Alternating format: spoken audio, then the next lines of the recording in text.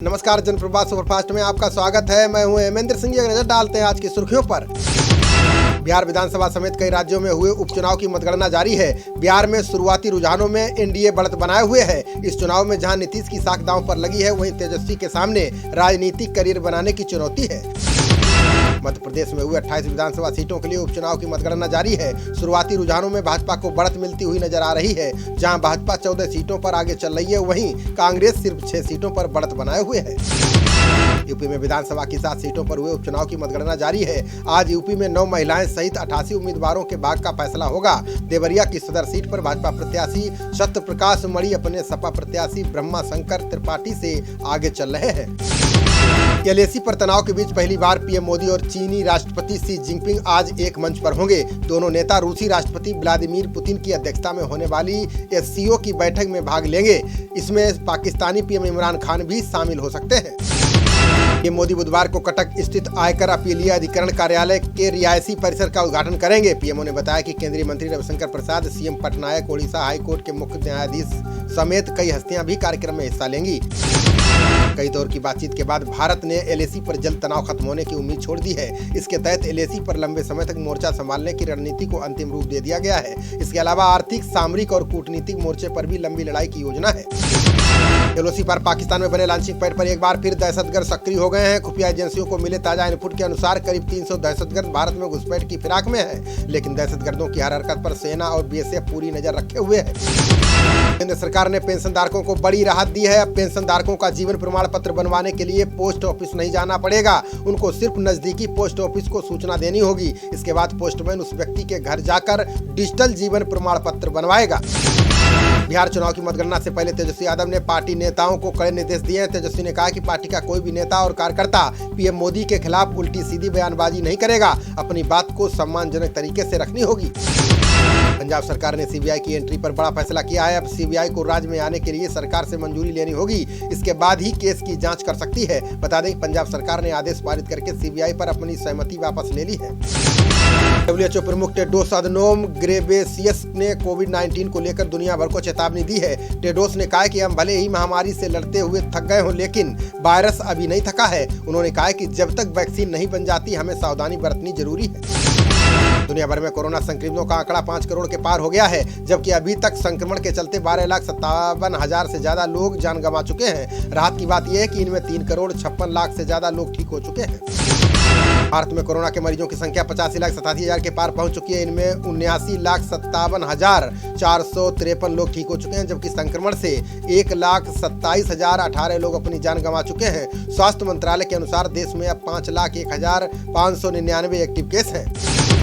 नोएडा में वायु प्रदूषण को लेकर हवा की गुणवत्ता बेहद गंभीर श्रेणी में बनी हुई है। मंगलवार को नोएडा की वायु गुणवत्ता 608 AQI पहुंच गई है।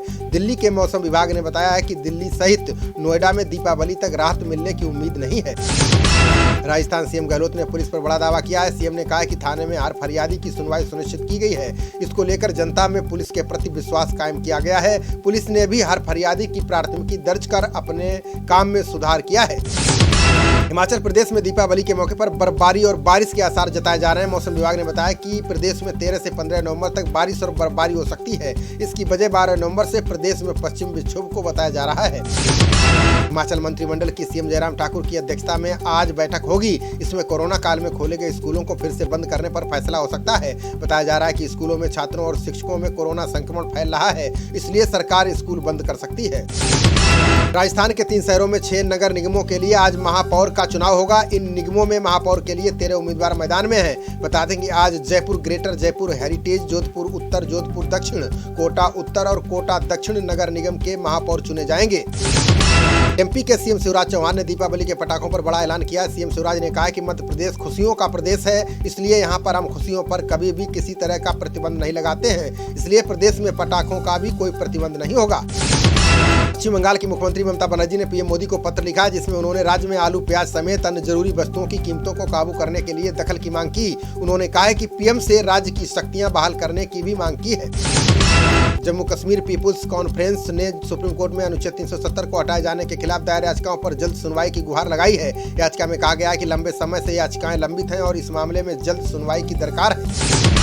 आंध्रा की जगनमोहन रेड्डी सरकार ने सिनेमा प्रेमियों को दीपावली से पहले तोहफा दिया है। सीएम रेड्डी ने कहा है कि 12 से 19 नवंबर के बीच सुपरहिट और दर्शकों की पसंद वाली फिल्मों को दिखाया जाएगा। इनके लिए थिएटर्स में सिर्फ 50 रुपए की टिकट होगी। अमेरिकी राष्ट्रपति का पद छोड़ने के बाद ट्रंप की मुश्किलें बढ़ सकती हैं। इसमें चुनावी हार का झटका तो माना ही जा रहा है। इसके अलावा ट्रंप कार्यकाल के कथित घोटालों में वित्तीय और आपराधिक कार्रवाई भी हो सकती है। यहां तक कि ट्रंप को जेल भी भेजा जा सकता है। हाथरस मामले में जमीनी हकीकत तक पहुंचने के लिए सीबीआई ने पीड़िता के गांव के लेखपाल से पूछताछ की। बताया जा रहा है कि सीबीआई आरोपियों के परिजनों और घटनास्थल की जमीन के राजस्व रिकॉर्ड की जानकारी ली है। इस दौरान सीबीआई को कई अहम सबूत मिले हैं। केरल के सीमा शुल्क विभाग ने उच्च शिक्षा मंत्री केटी जलील से पूछताछ की। अधिकारियों ने मंत्री से उनके तिरुवनंतपुरम वाले दफ्तर में करीब 7 घंटे तक सवाल दागे। बता दें कि संयुक्त अरब अमीरात दूतावास से जुड़े मामले को लेकर मंत्री से पूछताछ की है। छत्तीसगढ़ के नक्सल प्रभावित बीजापुर से सुरक्षा बलों ने एक महिला नक्सली समेत 6 नक्सलियों को गिरफ्तार किया है। पुलिस ने बताया कि सुरक्षा बलों ने पामेड़ से 3 नक्सली और बासागुड़ा से 3 नक्सलियों को गिरफ्तार किया है। मिस्र में संसदीय चुनाव के दूसरे और अंतिम चरण का मतदान पूरा हो गया है। इसमें राष्ट्रपति अब्देल फतह अल सीसी को बहुमत मिलने की प्रबल संभावना बताई जा रही है। वहीं मिस्र के आम चुनाव का परिणाम इस सप्ताह के अंत में आने की संभावना है। हरियाणा के सीएम मनोहर लाल खट्टर ने गन्ने के भाव में 10 रुपए प्रति क्विंटल की बढ़ोतरी की है। अब किसानों को प्रति क्विंटल 350 रुपए भाव मिलेगा। अभी गन्ने का मूल्य 340 रुपए प्रति क्विंटल था। 350 रुपए प्रति क्विंटल भाव देश में सर्वाधिक है। जम्मू कश्मीर के शोपियां में सुरक्षा बलों को बड़ी कामयाबी मिली है। मुठभेड़ में जवानों ने 2 दहशतगर्दों को ढेर कर दिया है। फिलहाल इलाके में तलाशी अभियान चल रहा है। बता दें कि दहशतगर्दों के छिपे होने की सूचना मिलने के बाद तलाशी अभियान चलाया जा रहा है। विधायक और बाहुबली मुख्तार अंसारी के करीबियों और परिवार पर शासन प्रशासन का लगातार शिकंजा कसता जा रहा है, जिसके तहत मुख्तार अंसारी की पत्नी आपसा अंसारी का गाजीपुर के रजदेपुर देहती स्थित 1 करोड़ 40 लाख का भवन कुर्क कर लिया गया है। सीएम योगी के निर्देश पर अयोध्या में दीपोत्सव कार्यक्रम को प्रशासन भव्य रूप देगा। इसके लिए प्रशासन आकर्षक लेजर शो आयोजित करेगा। इसमें भारत के विभिन्न क्षेत्रों में प्रचलित भरतनाट्यम समेत अन्य नृत्यों को प्रदर्शित किया जाएगा। भाजपा युवा मोर्चा अध्यक्ष तेजस्वी सूर्या ने बंगाल सरकार की तीखी आलोचना की। उन्होंने कहा कि भाजपा कार्यकर्ताओं पर हमले के पीछे ममता की फांसीवादी सरकार जिम्मेदार है। इसके लिए पुलिस अधिकारियों के खिलाफ विशेषाधिकार हनन का नोटिस दिया है। पूर्व मंत्री पी चिदम्बरम ने नोटबंदी को मोदी सरकार की ऐतिहासिक भूल बताया। उन्होंने कहा कि मोदी सरकार काला धन और भ्रष्टाचार को खत्म करने में नाकाम रही। उन्होंने दावा किया कि नोटबंदी के बाद जितनी रकम जमा हुई उसमें से 16.2% कर चोरी करने वालों की थी। गुर्जर आरक्षण संघर्ष समिति के आह्वान पर गुर्जरों का आंदोलन 9वें दिन भी जारी है। समिति के संयोजक और सरकार के बीच हुई बातचीत बेनतीजा रही। समिति ने कहा कि हम रेलवे ट्रैक पर ही दीपावली मनाएंगे। पिछले 1 साल से सरकार गुर्जरों की मांग पूरी नहीं कर रही है। केंद्रीय स्वास्थ्य मंत्री हर्षवर्धन ने कोरोना को लेकर चेतावनी दी। उन्होंने कहा कि सर्दियां और त्योहारी सीजन में हमें ज्यादा सतर्क रहने की जरूरत है। अगर लोगों ने ढिलाई बरती तो कोरोना के खिलाफ लड़ाई में मिली बढ़त खतरे में पड़ जाएगी। पूर्व केंद्रीय मंत्री जितिन प्रसाद ने दिलीप घोष के बयान की आलोचना की। उन्होंने कहा कि तृणमूल कांग्रेस के कार्यकर्ताओं को जान से मारने की धमकी देना भाजपा की गलत मानसिकता को दर्शाता है। उन्होंने कहा कि राजनीतिक मतभेद भले हों, ऐसी भाषा का इस्तेमाल उचित नहीं है। जल मंत्री सत्येंद्र जैन ने कहा कि वर्षा जल संचयन के लिए दिल्ली सरकार डूंगरपुर मॉडल अपनाएगी। बता दें कि राजस्थान के इस आदिवासी जिले में सरकार ने वर्षा जल संचय के सबसे किफायती मॉडल को अपनाया है। इसकी लागत महज 16,000 रुपए आती है। पंजाब के उद्योग संघों ने रेल मंत्री को पत्र लिखा है। पत्र में कहा गया है कि पंजाब में मालगाड़ियां स्थगित होने से उद्योगों को 22,000 करोड़ रुपए का नुकसान हुआ है। माल से भरे 13,500 कंटेनर लुधियाना में अटके हुए हैं। सरकार इस समस्या का जल्द समाधान करे। महाराष्ट्र सरकार ने सड़क परिवहन निगम के कर्मचारियों को राहत देने का ऐलान किया है। सरकार ने कहा है कि 2 महीने का लंबित वेतन दिवाली से पहले दिया जाएगा। राज्य के परिवहन मंत्री अनिल परब ने कहा है कि सोमवार को 1 महीने का वेतन जारी कर दिया गया है। रक्षा मंत्री राजनाथ सिंह समेत 3 केंद्रीय मंत्री दिल्ली में 13 नवंबर को किसान संगठनों से बातचीत करेंगे। केंद्रीय कृषि मंत्री नरेंद्र सिंह तोमर द्वारा किसान संगठनों को आमंत्रण भेजे जाने की उम्मीद है। ये दावा पंजाब भाजपा के वरिष्ठ नेता सुरजीत कुमार ज्ञानी ने किया है। छत्तीसगढ़ सरकार ने कहा है कि 2 घंटे ग्रीन पटाखे जलाने की छूट दी जाएगी। सीएम भूपेश बघेल ने कहा है कि एनजीटी के निर्देशों का 100% पालन कराया जाएगा। प्रदेश के अधिकारियों को एनजीटी के निर्देशों का सख्ती से पालन कराने का आदेश दे दिया गया है।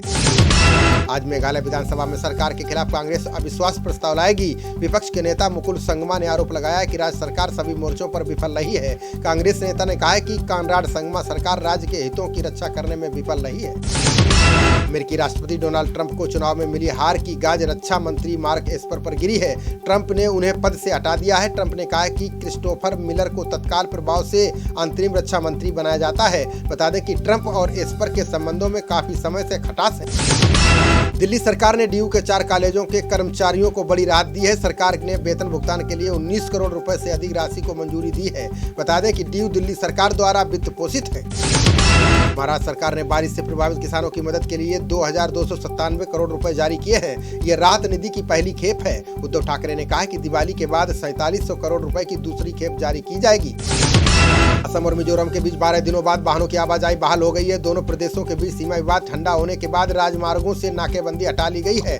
सरकार ने कहा है कि अंतर्राज्यीय सीमा पर स्थिति सामान्य है। क्षेत्र में हिंसा की कोई नई घटना नहीं हुई है। विशेष अदालत ने बॉलीवुड निर्माता फिरोज नाडियाडवाला की पत्नी को 14 दिन की न्यायिक हिरासत में भेज दिया है। एनसीबी ने नाडियाडवाला के जुहू आवास से गांजा जब्त करते हुए उनकी पत्नी को गिरफ्तार किया था। वहीं आरोपी ने आवेदन दायर कर जमानत की गुहार लगाई है। आईपीएल के 13वें सीजन का फाइनल आज दुबई के अंतर्राष्ट्रीय स्टेडियम में खेला जाएगा। खिताबी मुकाबले में दिल्ली कैपिटल्स और मुंबई इंडियंस का आमना सामना होगा। पहली बार फाइनल में पहुंची दिल्ली की टीम खिताब जीतने के इरादे से मैदान में उतरेगी। कप्तान रोहित शर्मा ने दिल्ली के खिलाफ मुंबई का पलड़ा भारी होने का दावा किया है। रोहित शर्मा ने कहा है कि मुंबई इंडियंस की टीम को दिल्ली कैपिटल्स पर मनोवैज्ञानिक बढ़त हासिल है, लेकिन हम जानते हैं कि खेल में हर दिन नया होता है। हमें संभल कर खेलने की जरूरत है। दिल्ली के कोच रिकी पोंटिंग ने मुंबई इंडियंस को चेतावनी दी है। उन्होंने कहा है कि उनकी टीम का इस सीजन में बेस्ट परफॉर्मेंस आना अभी बाकी है। रिकी पोंटिंग ने कहा है कि 3 मुकाबले हार जाने के बावजूद कैपिटल्स पहली बार खिताब अपने नाम कर सकती है। खबरों का सिलसिला जारी रहेगा। देखते रहिए जनप्रवाद। नमस्कार।